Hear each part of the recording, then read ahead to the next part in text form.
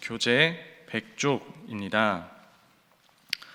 에스겔은 환상 중에 한 사람을 따라 성전 문으로 가서 하나님이 계시는 곳으로부터 샘물이 솟아나는 장면을 보게 됩니다. 물은 동쪽으로 흐르기 시작하여 물이 닿는 곳마다 생명이 살아나는 기적이 일어납니다. 뿐만 아니라 하나님께서는 생명이 가득한 이 땅을 12지파에게 공평하게 나누어 기업이 되게 하라고 명령하십니다. 12지파에게 새롭게 재건될 새 이스라엘이 공평하게 나눠집니다.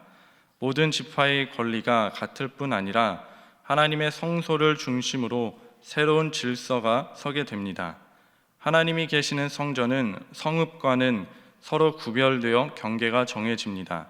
특별히 사독의 자손 중에서 거룩하게 구별된 제사장들이 성전에서 살며 직분을 잘 지켜야 함을 강조합니다. 새 예루살렘을 비롯한 새로운 성읍은 여호와 삼마, 여호와께서 거기 계시다라는 이름으로 불리게 됩니다. 하나님께서는 계속해서 에스겔에게 새 성전의 비전을 보여주십니다. 40장부터 새 성전을 살펴보고 있지만 하나님께서 보여주시는 이 새 성전의 가장 중요하고 위대한 점은 문지방에서 흘러내리는 생수입니다. 우리 함께 47장 1절 말씀을 읽겠습니다. 시작. 그가 나를 데리고 성전 문에 이르시니 성전의 앞면이 동쪽을 향하였는데 그 문지방 밑에서 물이 나와 동쪽으로 흐르다가 성전 오른쪽 제단 남쪽으로 흘러내리더라. 첫 번째 기도 제목입니다. 성령의 생수를 부어주시는 하나님께 감사하게 하옵소서. 성령의 생수를 부어주시는 하나님께 감사하게 하옵소서. 사람들은 결코 물을 마시지 않으면 살 수가 없지요. 무더운 날 물을 마시지 못해서 정신이 흐려지고 지쳐서 쓰러지려고 하는데 누군가가 아주 시원한 물 한 바가지를 주면 정신이 번쩍 들고 새 힘이 생깁니다. 영적으로도 마찬가지이지요. 성령의 생수를 마시지 않으면 우리의 영은 지치고 쓰러지게 되어 있습니다. 그러나 오랫동안 사람들, 그리고 특히 구약시대의 이스라엘 백성들은 오랫동안 성령의 생수를 마시지 못했습니다. 하나님께서는 왜 오랫동안 이 사람들에게 그동안 성령의 생수를 주시지 않으셨을까? 그것은 주고 싶어도 주실 수가 없었기 때문입니다. 성령은 하나님과 같은 분이기에 죄인들은 도저히 마실 수가 없습니다. 이것이 하나님 앞에서 죄인들의 비참한 상태이지요.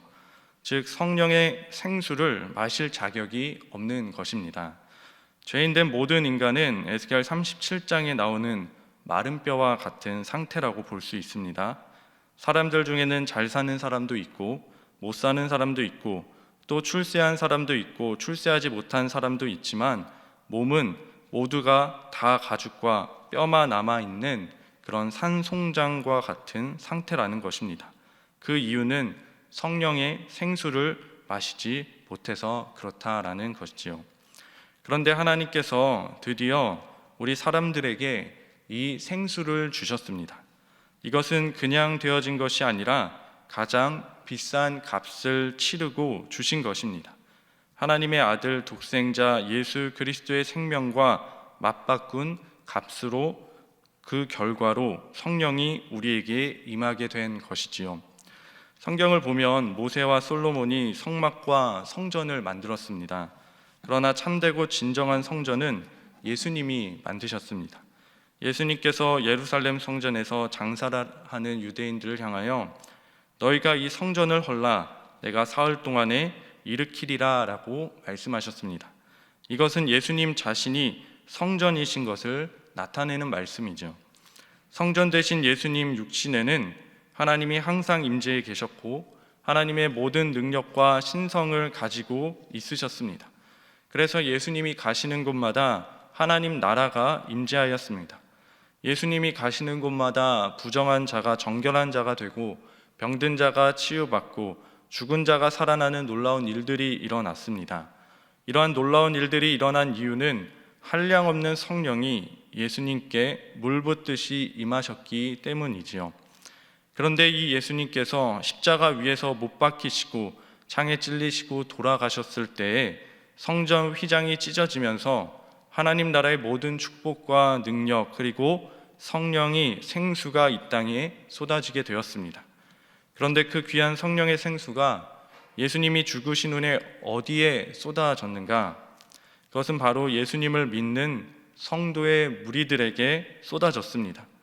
오순절 마가의 다락방에 모여서 기도하던 사람들 위에 성령이 부어졌습니다. 고넬료의 집에서 베드로의 설교를 듣던 사람들 위에 성령이 쏟아 부어졌습니다. 사람들은 이렇게 생각할지도 모릅니다.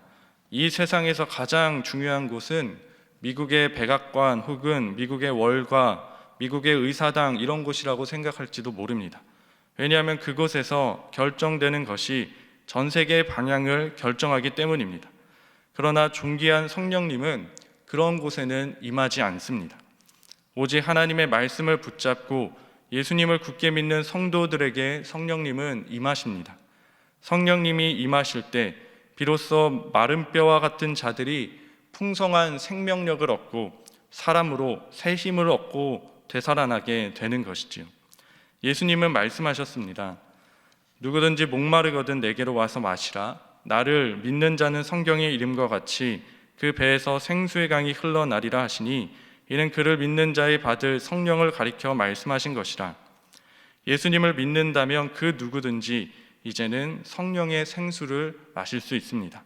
성령의 생수를 마시고자 하는 그 간절한 목마름만 있다면 그 누구든지 이제는 예수님의 피값으로 얻어진 가장 존귀한 성령의 생수를 마실 수 있는 것입니다. 이 귀한 성령의 생수를 마실 수 있는 것에 우리가 전심으로 감사하며 또한 가장 귀한 이 성령의 은혜를 우리가 간절히 구하는 저와 여러분 되기를 주님의 이름으로 축복합니다. 두 번째 기도 제목입니다. 점점 깊은 성령의 은혜를 경험하게 하옵소서. 점점 깊은 성령의 은혜를 경험하게 하옵소서. 47장 3절에서 이제 5절 말씀을 보면 생수가 성전에서 흘러나오는 생수가 처음에는 아주 작게 흐르다가 이제 점점 청량할수록 물이 발목, 무릎, 허리 그리고 나중에는 사람이 건널 수 없는 강이 되었습니다. 이것을 목회적인 어떤 비유로 살펴보면 먼저 성령의 은혜는 돈으로 살 수가 없죠. 나에게 뛰어난 능력이나 지식이 있다고 해서 받을 수 있는 것이 아닙니다. 주님을 향한 간절한 목마름을 가진 사람, 성령을 간절히 사모하며 목마름으로 간절하게 구하는 자에게 하나님은 은혜와 선물로 부어주시는 것입니다. 자, 그런데 하나님은 하나님을 향한 그 목마름은 언제 생기는가? 세상의 일에 덧없음을 느낄 때 생깁니다. 그런 덧없음을 느끼고 말씀과 기도에 헌신할 때에 어느 순간 성령의 은혜가 한 방울씩 떨어지기 시작합니다. 처음부터 절대로 콸콸 쏟아지지 않습니다. 서서히 변화가 일어나게 되는데 기도하다가 눈물이 나고 찬양이 뜨거워지기 시작합니다. 그런데 이 한 방울의 그 은혜가 무척이나 중요하지요. 이 한 방울의 은혜를 가볍게 여기면 더 깊은 은혜를 누릴 수가 없습니다. 그런데 이 한 방울의 은혜를 소멸하지 않고 소중히 여겨 계속 말씀을 붙들고 기도하고 또 말씀을 붙들고 기도하면 성령의 은혜가 점점 깊이 다가오기 시작합니다. 성령의 은혜가 발목까지 오게 되는 것이지요. 그런데 처음 발목까지 은혜가 오면 어떻게 되냐? 시원하기는 한데 아직 내 마음대로 돌아다닐 수가 있습니다. 은혜와 세상의 욕심 사이에 왔다 갔다 할 수 있습니다. 아직 발목까지밖에 오지 않았기 때문이지요. 그러나 좀 더 여기서 은혜를 받으면 그때는 무릎까지 오기 때문에 움직이는 것이 그렇게 쉽지 않습니다. 이때부터는 모든 일이 내가 마음먹은 대로 되지 않습니다. 사도 바울은 성령의 소욕은 육신의 소욕을 거스르고 육신의 소욕은 성령의 소욕을 거스른다고 했지요. 물에서 밖으로 나가는 것도 쉽지 않고 그렇다고 해서 더 깊은 물로 들어가는 것도 쉽지 않는 단계입니다. 이때가 고비입니다. 그러나 이때 포기하지 않는 마음으로 나의 것을 내려놓고 주님의 은혜를 더욱 사모하는 마음으로 은혜를 구하면 어느 순간 물이 허리까지 차게 됩니다. 그러다가 물이 가슴까지 차게 되고 그때는 움직이기가 쉽지 않습니다. 이 상태부터는 내 삶을 내 마음대로 할 수 있는 상태가 아닙니다. 이때부터는 나의 의지보다는 하나님의 의지가 나를 이기기 시작합니다. 그리고 그 다음에 완전히 물속에 빠지는 단계입니다. 이때는 온전히 성령님께서 나를 이끌고 가는 단계입니다. 제가 비유적으로 이렇게 단계를 말씀드렸는데 여기서 제가 말씀드린 것 중에 우리가 최소한 발목의 은혜, 여기서 이 발목의 은혜는 벗어났으면 좋겠다라는 마음으로 이 단계를 제가 말씀을 드렸습니다. 제가 위에서 말씀드린 발목의 은혜는 한 번 은혜 받고 난 후에는 다시 세상으로도 돌아갈 수 있는 신앙 상태입니다. 그러다 또 목마르면 와서 마시고 또 목마름이 사라지면 다시 세상의 욕심으로 가는 그런 상태. 그래서 발목의 은혜에서만 멈춰 있으면 우리는 생전 깊은 어떤 성령의 은혜의 바닷속에는 들어갈 수 없다라는 것입니다. 어떻게 보면 은혜를 받은 것 같기도 하고 어떻게 보면 아직 세상의 욕심 속에 살아가는 것 같은 상태이기도 합니다. 그래서 최소한 우리가 이런 발목의 은혜는 벗어나자. 때로 우리 그리스도인들은 결단을 해야 될 때가 있죠. 그리스도인들이 가면 어디로 가야 하겠습니까? 베드로는 이런 말씀을 했습니다. 영생하는 말씀이 주께 있는데 우리가 어디로 가겠습니까? 라고 말했습니다. 우리가 가야 하고 갈 수 있는 길은 생명 되신 예수님께 있습니다. 그래서 예수님께로 나아가서 주님이 주신 그 성령의 은혜에 깊이 젖어드는 저와 여러분 되기를 주님의 이름으로 소망하고 기도합니다. 마지막 세 번째 기도 제목입니다. 내면에 강건한 힘을 더하여 주옵소서. 내면에 강건한 힘을 더하여 주옵소서. 그동안 우리가 에스겔서를 살펴보았는데요. 에스겔을 묵상하면서 느낀 것은 에스겔 선지자처럼 어마어마한 체험을 한 선지자가 드물다라는 것입니다.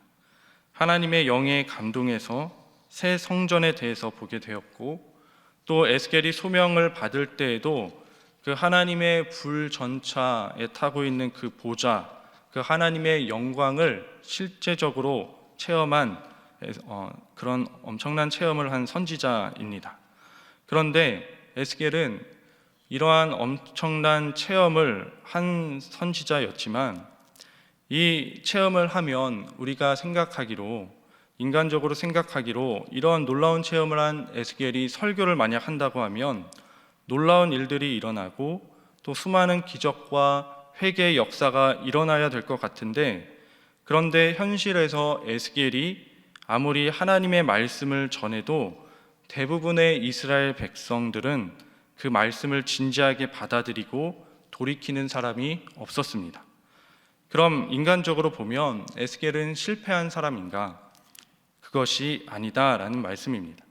인간적으로 볼 때 에스겔은 실패한 것으로 보일지라도 하나님의 기준으로 볼 때는 실패한 것이 아닙니다. 그럼 하나님의 기준에서 중요한 것은 무엇일까요?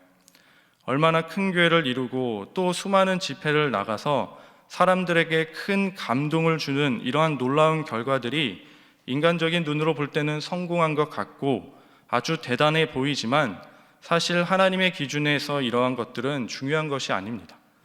하나님의 기준에서 중요한 것은 하나님이 그 사람을 부르셔서 그에게 믿고 맡겨주신 그 사명과 책임을 끝까지 신실하게 감당하느냐, 이것이 중요한 것입니다.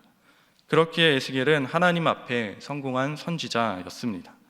그러면 우리는 하나님께서 우리에게 맡겨주신 그 부르심에 합당한 삶을 어떻게 끝까지 지켜낼 수 있을까?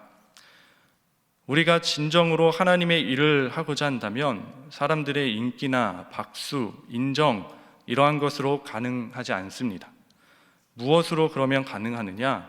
하나님이 주시는 내면의 힘으로 가능합니다.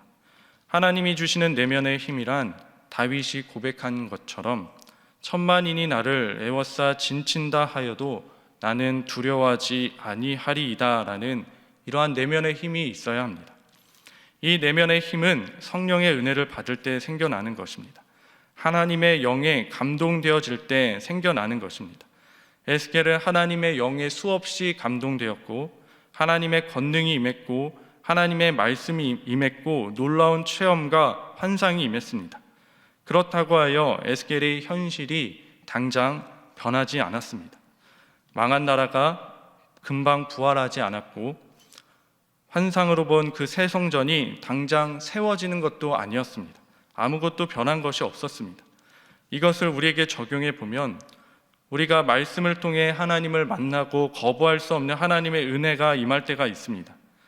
그런 은혜가 임하면 우리 집안의 어려운 경제가 갑자기 몇 배로 부유하게 되고 내가 지금 처해 있는 모든 문제들이 하나님께서 다 해결해 주시거나 내가 가야 하는 좋은 길을 다 열어주시고 가는 길마다 잘 되게 해주시면 얼마나 좋겠습니까? 그런데 그런 경우는 드물다라는 것입니다. 물론 하나님의 은혜로 몇몇 문제들이 해결될 수 있습니다. 그러면 감사해야 될 일입니다. 그런데 인간의 일이라는 것이 어떤 한 문제가 해결되면 이상하게도 얼마 안 가 또 다른 문제가 생기고 또 다른 갈등이 생깁니다. 그때 우리에게 필요한 것, 그것이 하나님이 주시는 내면의 힘이다라는 것입니다. 숨이 턱턱 막혔던 그 절망 앞에서 그 절망을 녹여내고 뚫고 나갈 수 있는 힘, 갈등 앞에서 그 갈등을 맞이할 수 있는 힘, 문제가 생기면 그 문제를 대면할 수 있는 힘, 실망하는 일이 생기면 그 실망을 다스릴 수 있는 하나님으로부터 오는 내면의 힘과 능력이 필요하다라는 것입니다. 사랑하는 신일의 성도 여러분, 하나님이 주시는 이러한 내면의 강건함이 저와 여러분 가운데 임하기를 주님의 이름으로 축복합니다. 함께 기도하겠습니다. 성령의 은혜를 부어주시는 우리 주님께 감사하게 하옵소서. 더 깊은 성령의 충만한 은혜를 우리가 경험하게 하옵소서. 그래서 그 받은 성령의 힘으로 우리가 내면의 힘을 얻게 하시고 우리에게 맡겨주신 그 하나님의 부르심의 소망의 일을 능히 감당해낼 수 있도록 하나님 함께하여 달라고, 그리고 우리 신일교회와 배우한 위임 목사님과 또 그리고 내일 주일 예배를 위하여 이 시간 함께 기도해 주시길 바랍니다. 주여 믿습니다. 주여 믿습니다.